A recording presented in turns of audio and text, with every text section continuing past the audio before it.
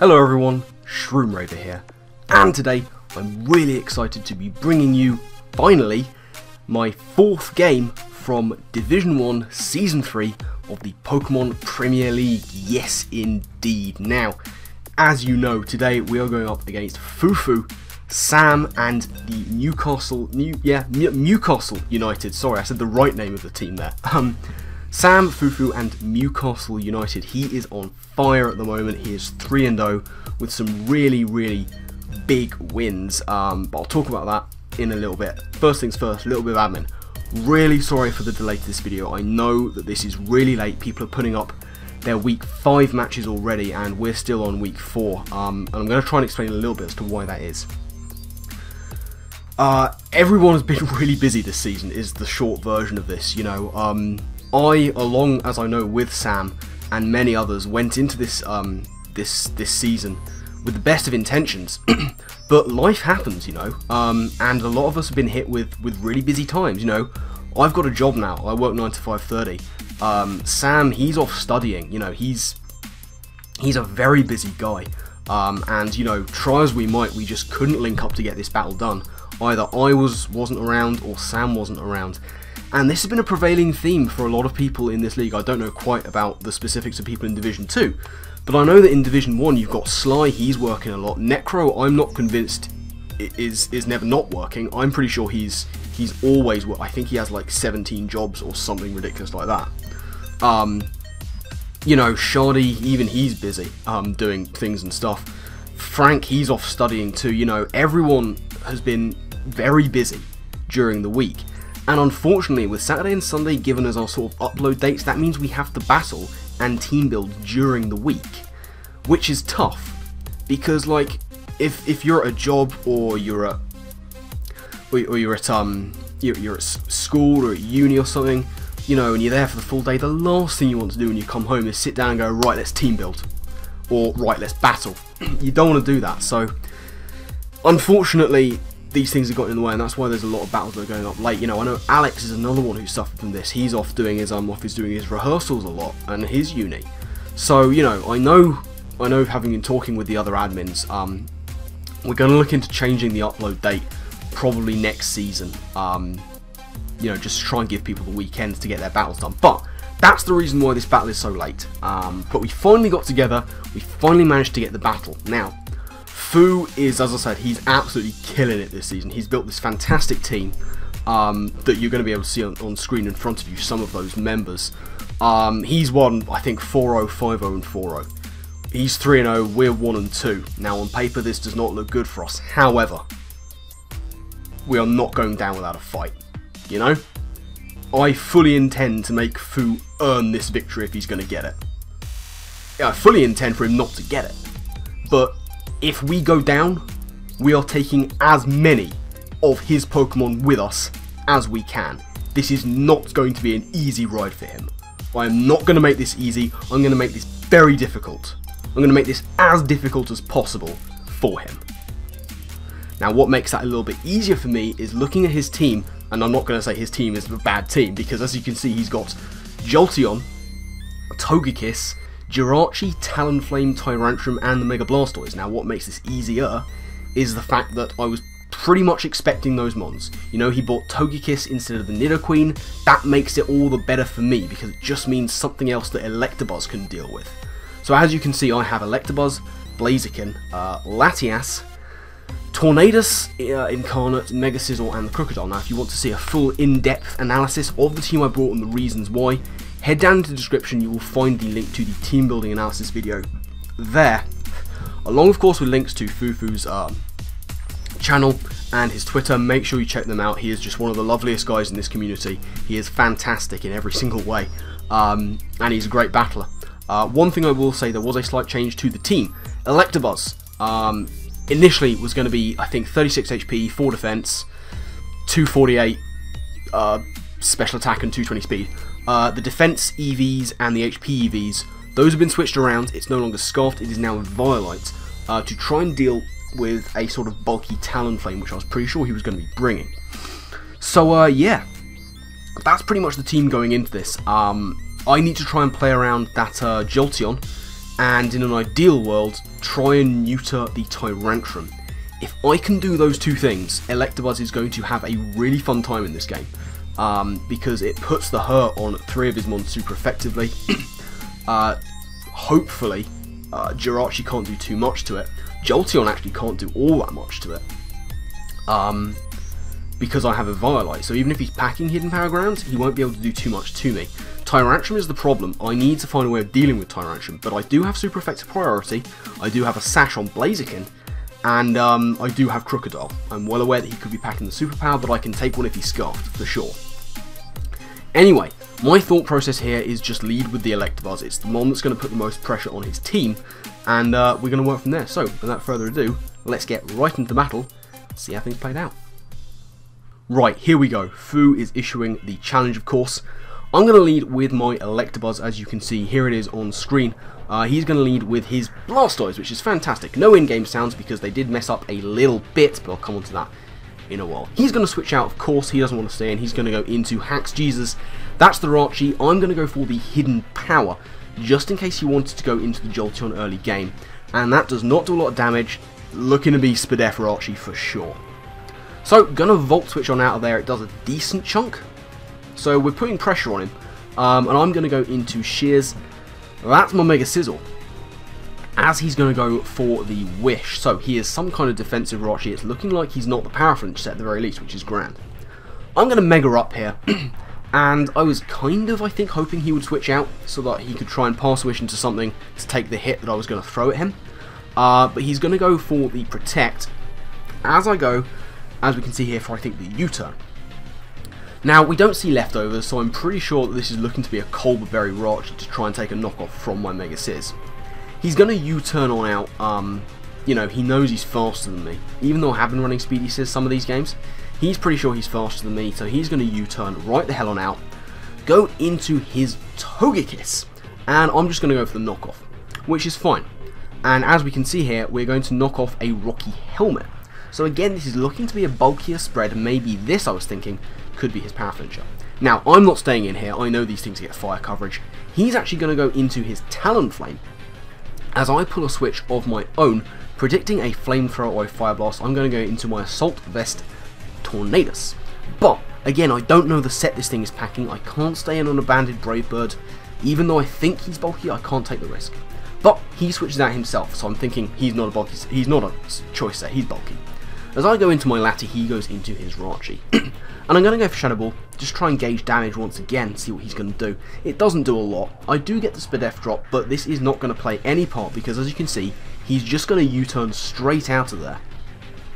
Get some nice damage on me, but, you know, not a huge amount. I am a very bulky build of Latias, even though I have no defensive investment. And he's going to go into his Talonflame once again. And he's going to go for a Will-O-Wisp, straight off the bat, predicting possibly a switch. And as we can see, I'm just going to go for the Wish. And what you're about to see, ladies and gentlemen, is pretty much the only time I think I played really badly in this game. I played very badly around Talonflame, because what I should have done instantly here is gone into Electabuzz. That is what I should have done. Instead, he's going to set up a Swords Dance, and I'm just going to go for a Psyshock to try and get damage. But as you can see, it's not doing over half, so he can easily just stall as much as possible.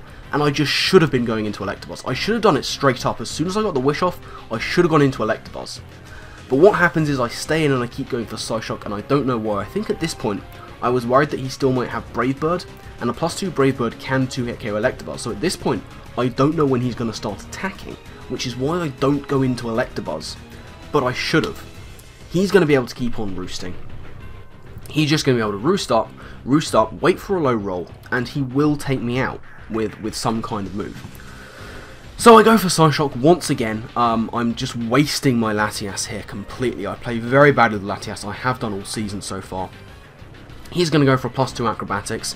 He is going to take me out. Electabuzz can take 2 of those, so I could have saved Latias, but as it is, down it goes. Now, several turns too late, I go into Electabuzz. And he's going to pull a switch. And this time he is going to go into his Jolteon. Jolteon comes in, but I can't take risks at this point. I have to go for the Volt Switch. So it's a free switch in for him. Now what he's going to do at this point is Volt Switch of his own. But I am going to go for the hidden power ground. He's going to Volt Switch on out, which is fine. And he is going to go into, I believe, there it is, Mega-Scizor. Once again, it is that Jirachi, as I do go for the hidden power ground. But, as you can see, it's really not doing enough damage. I certainly can't take him out from there. Now, I'm going to go for the Volt Switch. I know I can't take him out. I know he's going to go for the Wish. Well, at least I'm pretty sure he's going to go for the Wish. So what I'm going to do is go into Chicago. By the way, shout out to Trav for spelling it wrong. Chicago. So here is the Wish. I'm in with my Tornadus, and I know he's going to protect. I know he's going to protect, but I go for the Heat Wave anyway, just in case he decides not to. And here, here, I overpredict. I think he's going to switch hard switch out, even though he's pretty sure he can take a Heat Wave. I go for the Icy Wind, thinking he's going to make an offensive switch, maybe into Tyrantrum, God forbid. So I go for the Icy Wind, he goes for the U-turn, and he's going to be able to get on out of there, and once again he's going to be able to get initiative on me.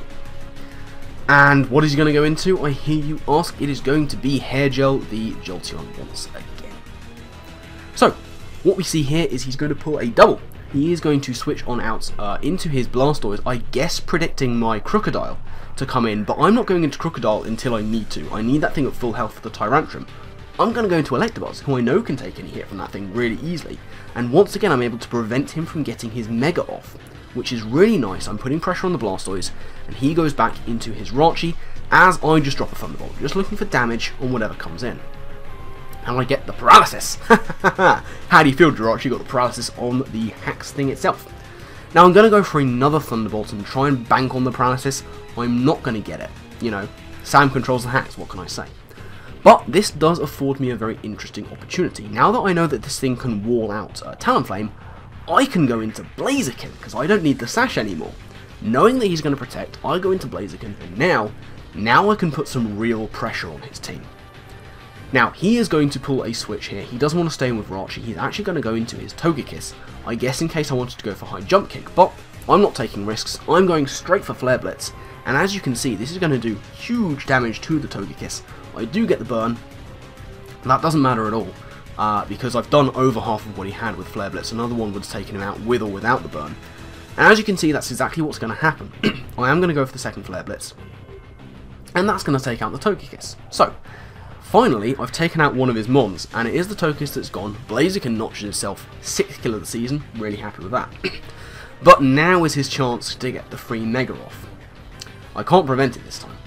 So, I'm going to switch on out, and I'm going to go into my Assault Vest Tornadus, knowing that a Scald is incoming, and knowing that I don't have anything to take it anymore now that my Latias has gone.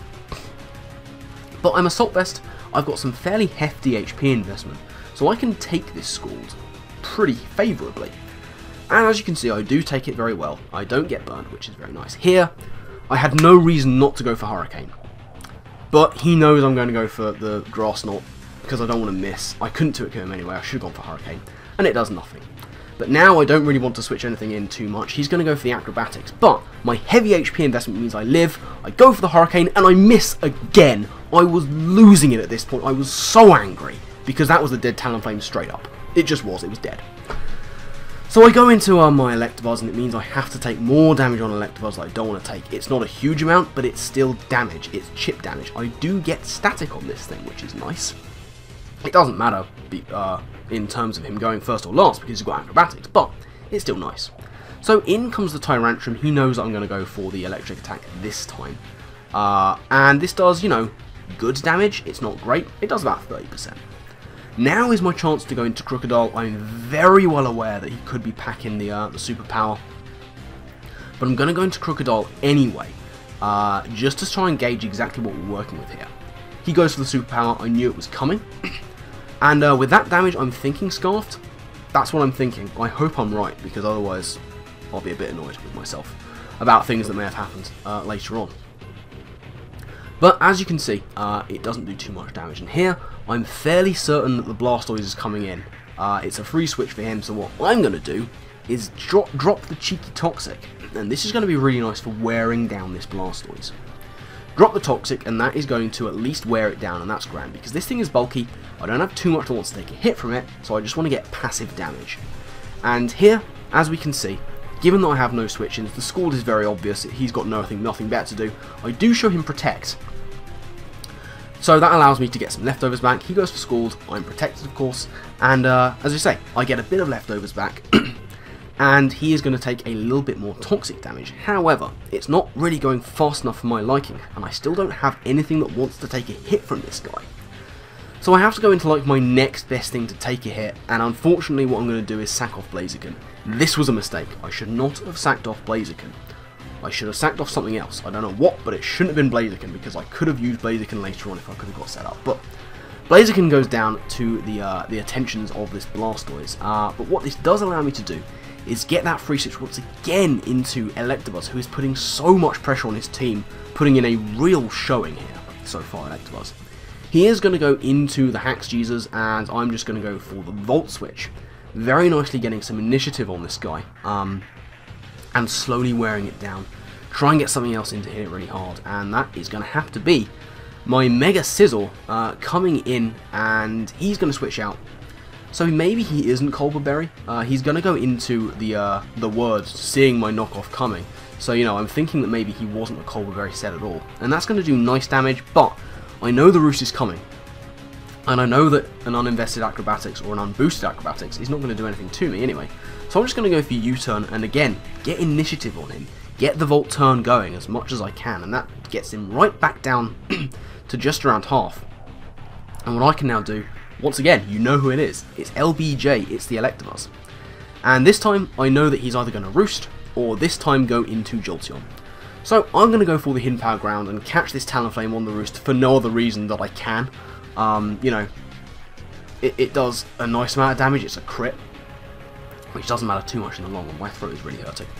Anyway, he's going to withdraw this time, and he's going to go into Mega-Scizor. Once again, it's that Jirachi, as once again, I go for the Volt Switch, as my screen is taking a long time to load. But either way, I switch out here, and my screen is really taking its time. I'm actually going to go into my Crocodile, and I get the Intimidate on him, which is fine. But once again, after I see the leftovers, I am going to overpredict here. I thought for some reason he would switch out to save this, so I just go for the Stealth Rocks. I should have gone for Earthquake. This thing would have been dead if I'd have gone for Earthquake, and I would have just had a bit of a easier time with the rest of the game. But he's going to go for the U-turn. He's going to get his initiative on me. He's going to get some nice chip damage onto this Crocodile, and as I say, he's going to be able to go into whatever he wants, and that is in fact going to be the Blastoise. Now, Blastoise comes in, and it's basically a free spin for him. What I'm actually going to predict here is for him to go to the Scald, because I feel like he can maybe get a spin off at another time against something else. Maybe I don't know, the Scizor perhaps. Either way, I am going to go for the Protect, just to make sure he doesn't do anything nasty. He is going to go for the Rapid Spin, seeing this, I guess, as one of his final opportunities to do so. So I could have gone for the Earthquake, but I didn't want to take the risk of him going for a Scald. Now here, I'm not in a position where I feel comfortable going for Earthquake and taking him out. But I don't have switch-ins to a Scald, and I know this time it is coming, so I'm going to have to go into my Mega-Scizor. He does go for the Scald, he does absolutely land it. I should not have gone into Scizor, I should probably have gone into Tornadus, but upshot of it is I get burnt by the Scald, and even more so, he does outspeed me. So whilst I know I can take him out with a U-turn from this range, even though I'm burnt, he is going to get that last gasp Rapid Spin off and get rid of those rocks, which means Talonflame can come in once again. I'm going to go, as you can see here, for the U-turn. So down goes Mega Blastoise, and finally, Mega-Scizor gets a KO for the season. I think that's his first. So, you know, better late than never, Shears. But I'm going to go into my my very low health Tornadus, who I should have sacked earlier on, as he goes into the Jolteon. Again, I should have sacked it off here. I think everything he has left on his team outspeeds me. But I go into Mega-Scizor and I choose to sack that instead to the Thunderbolt. And yeah, I'm sort of a bit flustered at this point. For whatever reason, I'm not playing as well as I perhaps should. I'm not sacking the right things. This does afford me, however, a free switch into my Electabuzz.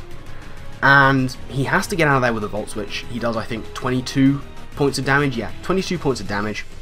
And he's going to get the hell on out of dodge. And he's going to go into, once again, the Mega-Scizor, his best thing to take a hit. But this time, I am going to make the manly play. I am going to go for the Thunderbolt on the Volt Switch. And this time, I go for Hidden Power. Just in case he wants to pull a cheeky double into the Tyrantrum. I do take out the Jirachi from there. The crit I don't think mattered. From that range, I would have taken him out. So down goes Raunchy. Electabuzz putting in a showing. But once again, now he just goes into the Tyrantrum. And I'm running out of things to go into, really. You know, I still have the Crocodile. And I know I can take a superpower, and I know that's what's coming. So I get the Intimidate onto the Rantrum, and he's going to go for the superpower. And as you can see, 152 points of health goes down to 74. Now, with a couple of iterations of leftovers, I will live another one. So I get my leftovers back, and it's kind of at a point where it'll be dodgy as to whether he can take me out again. In fact, he probably can't. So what I should have done was pull a double, because I knew that the word was coming in. I knew Talonflame was coming in, but I go for the Protect. I should have gone into the Electabuzz. I was kicking myself that I didn't. I just wasn't making the manly plays. Sam was too intimidating of a player. So here, this time, again, way too late, I go into Chicago. I should have sacked this thing off a long time ago. He misses a Will-O-Wisp, which is completely irrelevant because he breaks through Paralysis and goes to the Acrobatics to take me out anyway. Once again, this Talonflame should have been dead though, a while ago. Hurricanes, what can you do? So I'm down to Electabuzz and Crocodile. He is going to go for the Acrobatics here, just to get more chip damage onto my Electabuzz. He has no reason to keep this Talonflame alive anymore. He's basically got this game sewn up, but we are not giving up yet. We are taking as many down as we can. You know how we do. So down goes the Talonflame, second KO for Electabuzz, great showing. In comes the Tyrantrum. I can't switch into my Crocodile right now. I have to let Electabuzz go. It's unfortunate, but I have to. And you know, maybe I could have played things a bit differently there, but I think switchings on Sam's side would have got him through. So it's just Sebek versus the world, and again here, I should have gone for Protect. I should have got as much health back as I can, but I don't. He just goes for the superpower. I know it's not going to kill. And I know that I can take him out with an Earthquake because I think he's at -2 defense now. I probably could have taken him out from full anyway. So, in comes the Earthquake, and that is going to take down the Tyrantrum, but now it is Crocodile versus a full health Jolteon. I get some leftovers back. It's not enough, guys. I don't have enough health left. He goes into the Jolteon. Now, I am going to go for Protect, and I'm praying that I don't see the move that I know is coming. I know he's got Signal Beam. It's what I would bring because of what it hits on my team. There it is, you know, and I'm running the calcs. If he's Timid, Scarf with no boosting item, I can't live this, even if I got another Protect off. I don't bother delaying the inevitable. He is going to go for the Signal Beam, and it's going to take out my Crocodile. So, down it goes, and that, ladies and gents, is going to be the game. So, as we say, that is it. We take another loss. This is a tough season. Parasect Germain are sitting at 1-3. But let's sum up exactly how things have gone up until this point. We won the first game in fairly commanding style, that's fine. Second game, that one's on me. You know, we all have those games where everything goes wrong. That was the game where everything went wrong. That one's on me. You know, it happens. You dust yourself off and you move on. Third game, that was the one I was annoyed about. The one against Frank, where I basically lost to Hacks. That was a bitter pill to swallow. This one I'm not so mad about. Honestly, whilst I wasn't entirely happy with how I performed, I'm not sure exactly how much of a difference it would have made. I don't think I would have beaten him, even if I'd made certain different plays. I think he had the right combination of mons at the end to be able to deal the damage to my team. But, you know, I said before the game, if we're going to lose this game, which was always a possibility because Sam's one of the best players around, but I said if we were going to lose this game, we were going to make Sam work for it. We were going to take down as many of his mons as we could, and we did that. He has won his games 4-0, 5-0, 4-0. Not today. No. We are not going to become another one of those statistics. We keep him to a 1-0 victory, and we take a 1-0 loss. Now, that does mean that for the first time in Parasect Germain's history in draft format, we are at not only a negative win-loss ratio, we are at a negative differential. We are at -1 and 1 and 3. This is not entirely good enough. Now, I'm fairly sure that this is not a title defending season for us anymore. Something spectacular is going to have to happen for that to be a thing. Now it's a battle for survival. And it's not just for me, you know, Alex, he's not doing so well either. He's battling for survival too. Kelly as well, you know, I know he's looking to survive. Necro, Liam, Frank, there's a lot of us down there who really want to see this season through. But it is a battle for survival now. There's no bones about it. We're still sitting lower mid-table, so we're just outside the top 6, I think. I think we're 7th, we might be 8th at the end of this week, I'm not entirely sure. But yeah, we need to survive. That is what this season is now about.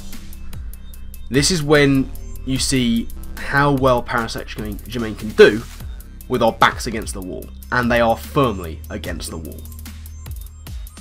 So how do we rescue this season? How do we at least have a final good showing in the end? Well, we certainly need to win our next game.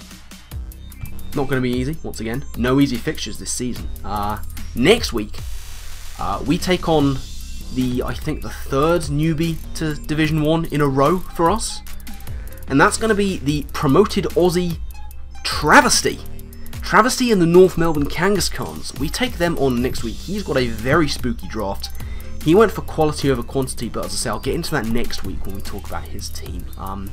But keep your eyes peeled. I don't know when this game is going to be. You know, I'm desperately playing catch up with my games. I'm hopefully battling him towards the end of this week, but we'll have to see how that goes. But either way, you know, we hope to win. We need to win.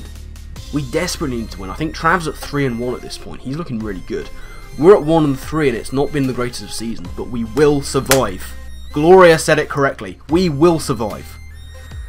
So you know what? Keep supporting Parasect Germain, guys. I don't think we can get there, but we are still going for the top. But that's a story for another day, so as I say, keep your eyes peeled for any more future videos. I'm sure there's going to be other league content with my involvement with the CCL, the Chuck E. Cheese League, and various other things that might be coming your way in the not too distant future. Hopefully I have time for them. But yeah, I'm going to get out of here. I've rambled on long enough. Thank you all very much for watching. I do hope you've enjoyed. Links in the description to the PPL and of course Sam, check them out. But with that, I'm going to get out of here. So, my final thank you to you all for watching. And I guess with that, I'll see you all next time. Laters.